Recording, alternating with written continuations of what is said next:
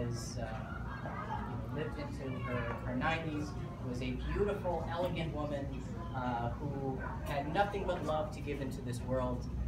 She was always sweet, always gave very tight hugs, and always had ice cream ready for the great-grandkids when they came to visit. I remember her very fondly, and I hope that all the love that she had to give into this world will be shined onto our land.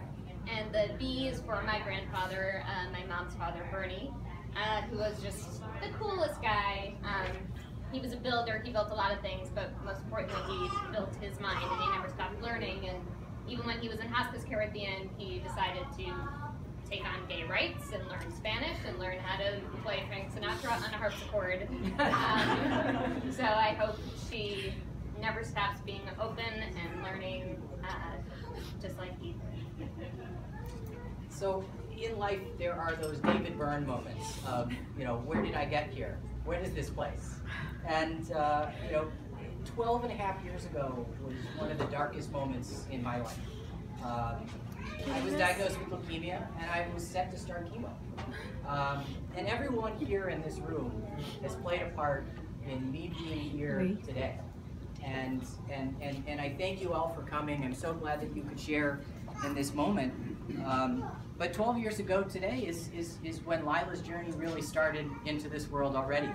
And while she was in a liquid nitrogen container, I was lucky enough to meet the most beautiful, loving, caring, and generous woman in the world, and I fell madly and deeply in love with her. She has made a foundation for our family, and I thank God every day, and I'm so lucky to have her, and thank you, Ellen, for this wonderful family that you've given. So, we, 3 months ago, welcomed Lilah into this world, forever linking one of the darkest moments in my life with one of the brightest. So thank you all for being here to celebrate. Thank you for being in our lives. Thank you for sharing in this celebration. And L'chaim.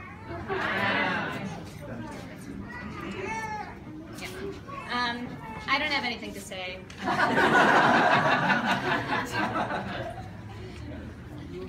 One second.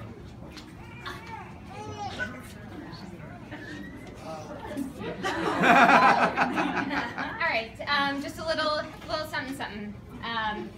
So I'd like to share with you my favorite Rabbi Heschel quote. Baruch Hashem, I'm kidding, it's a rap that I just read.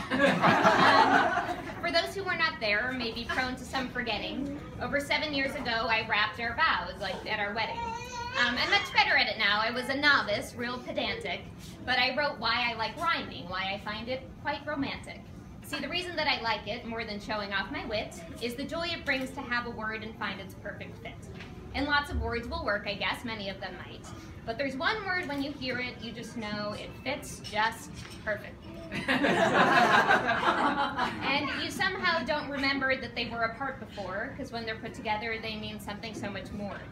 They make the other brighter, they don't let the other dim. I thank God each day for Aaron, for I found my rhyme in him.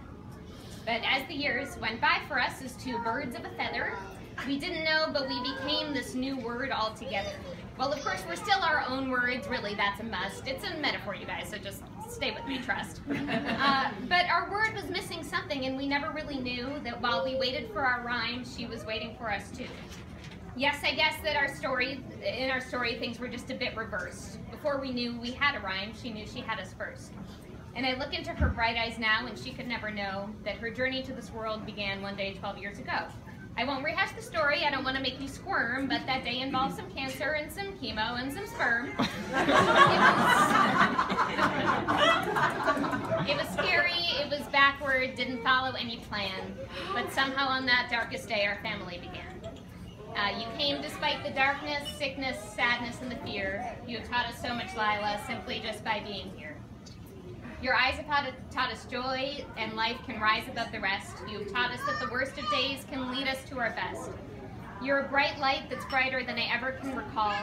I hope you always have the hope that you bring to us all. I hope you always see the good when others might not see it. I hope when someone needs a friend, you'll be the one to be it. I hope you have your dad's compassion, heart, and cognitive ability. I hope you get my talent, wit, good looks, and my humility. I hope you find your truest self, do all you want to do, just as long as you're a doctor and a Democrat and Jew. The greatest wish I have for you is one day in due time that somewhere in this crazy world you will find your rhyme. And to someday see what we see when we hold your little hand, that life is so much better than you ever could have planned. So let's all raise a glass of egg cream booze or Brooklyn water to hope in life and family, to Lilah Bea, our daughter.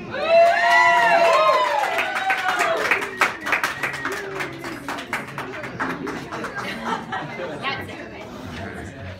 So before we let you guys eat, we have just a few more passages that one of the rabbinic fellows helped Ellie and I pick out, and just some blessings for Lilah that we think are really great. So we'd like to start with the grandparents, if you guys